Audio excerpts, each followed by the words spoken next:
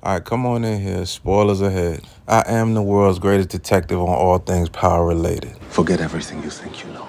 And here's what I know. Every time I go to one of Courtney Kim's stories on Instagram, I get a message like this. That's because I know what I'm talking about. It's not what you know, it's what you can prove, okay? Here's a scenario. Okay, so y'all want to know who the real CI is. The new snitch, the new confidential informant on Power Book 2, Season 3. I'm 90% sure I got it figured out. And then if I'm wrong, I'll make another video about it. But I'm pretty sure we got it figured out. Just like we figured out who Messy Diana was sleeping with in the trailer. It's this guy here. This is the back of his head. So let's get down to business and use all our skills of deduction to figure out who this mystery CI is.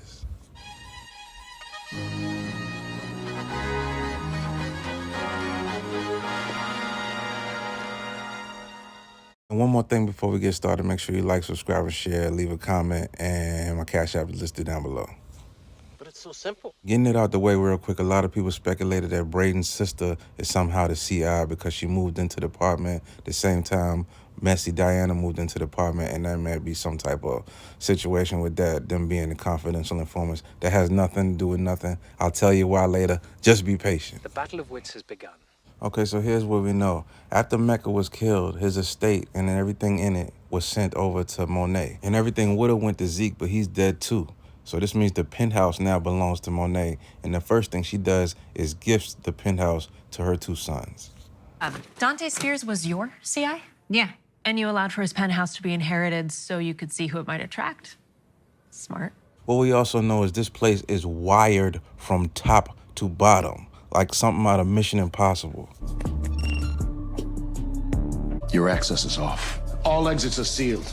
You're here until I get back. So keep in mind, Kane knows this. He knows all about how high-tech this place is and how wired it is. Why would he invite someone there to discuss moving weight? This is the type of thing he usually does outside. Could it be that he's the CI using this as an opportunity to eliminate the competition by getting them to discuss moving weight? It's eliminating the competition, kind of like saying, I'll give you somebody if you lay off of what I'm doing. Oh, a clever man would put the poison into his own goblet. Another weird fact about this is we picked up later in the show that Kane does know the place is still being watched by law enforcement. You to see who's watching the apartment because Kane had us go up in the garage on some sus shit. I don't know what that's about. Think it's Noma's people? Well, I don't know. Kane didn't know about Noma at the time, and I don't think she'll let us know that she's coming, so. There's no reason for him to tell them to come up through the back way unless he already knew the place was being watched. Because after all, everybody in the world knew Mecca was a snitch. You like to go to global snitching? And if you're to go to global snitching, wouldn't you want the queen of global snitching right by your side? We know that she knows Mecca was an informant. It may be hard to believe that a person this vicious would condone that, but Mecca was very vicious too. And if they had plans on getting married, wouldn't that mean she's also a part of being a global snitch? He was my fiance. Now check this out. Being that she knows so much about Mecca and so much about this penthouse, she does this. In order to completely make sure no one can see what you're doing or hear what's being said, you have to remove all of the power from this high-tech penthouse. If she really wanted to get rid of them, she could have got rid of them as soon as she walked in the room. And she may have been listening to the conversation that took place earlier, and she knew they would be eager to jump into business with her. Mecca was my first lieutenant. He promised me this beautiful blue diamond ring, but died before he had the chance to grace me with it. But we also know that Mecca really had plans to live happily ever after in a fairy tale with Monet. And this may be payback in some way. And there's really no way they would have been able to hide anyway. You're being chased by criminals and law enforcement. Like to go to global snitching? I gotta get to school. All right, and real quick, some people speculated that Sachs was the CI.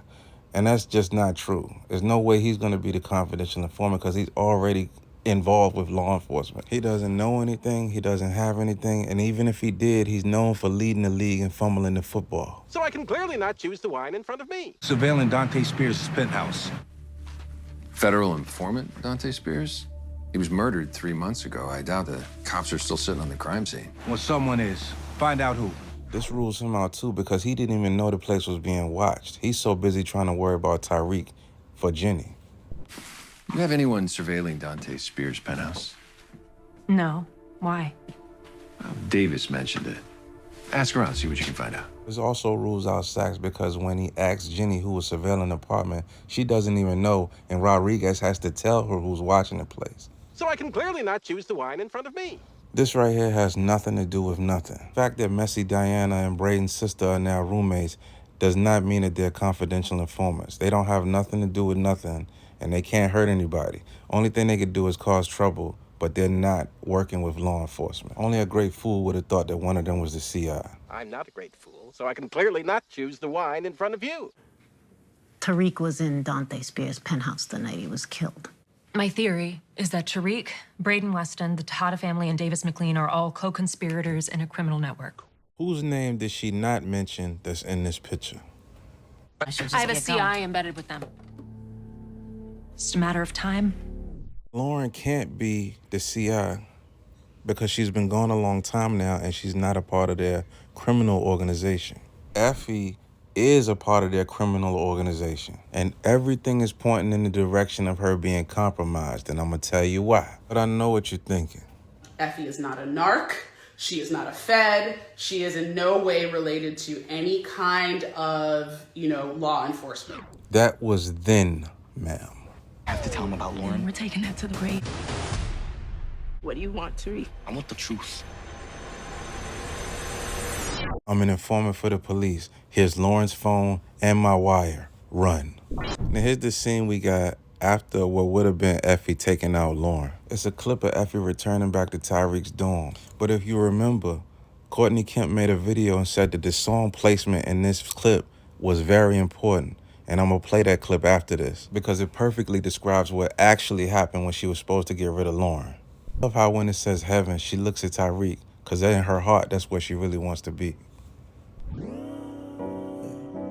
Then I came back to my senses. They nailed this. When it says, when I came back to my senses, she looks away on perfect time. She did or didn't do to Lauren. It's all starting to make sense now. Hit the like button. Very guilty.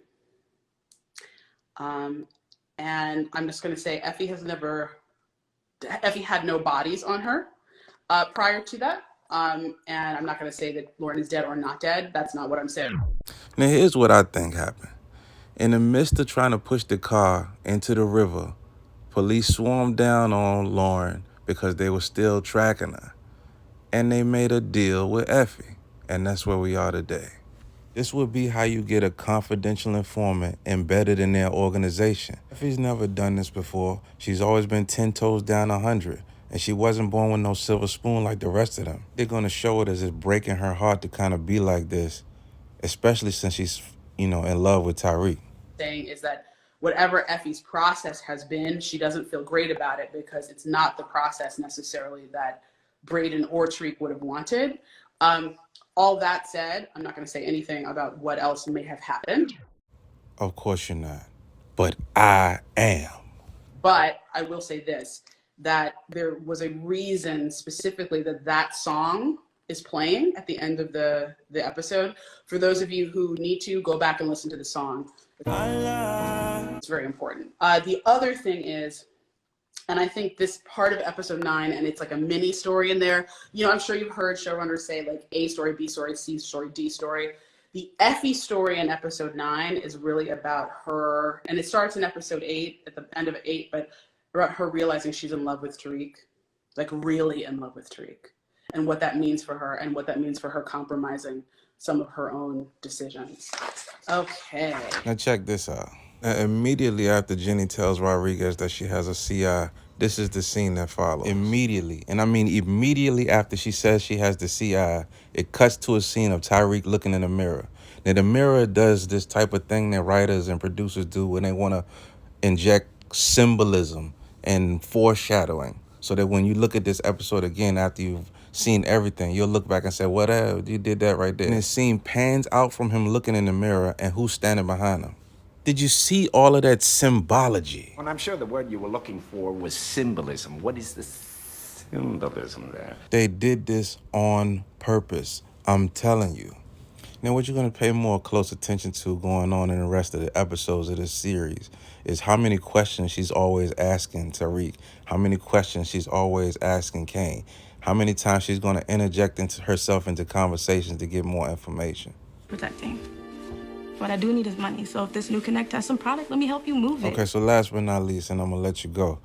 The location that Lauren is being held at is a home that's owned by Jenny, We know this is true because the photographs that's sitting on the table is of Jenny graduating from somewhere. So that's what's been happening. It's a little bit of a misdirection by giving you the reveal that Lauren's still alive and letting you know that she's still under watch by Jenny. It makes you believe automatically that Lauren is the CI, but this is not the case. You guessed wrong. You only think I guessed wrong. That's what's so funny. I switched glasses when your back was turned. Ha ha, you fool. Okay, so please like, subscribe, share, leave a comment. We're going to be covering this and everything power related all season long. Stay tuned. And if you made it this far, thank you. I'll see you next time.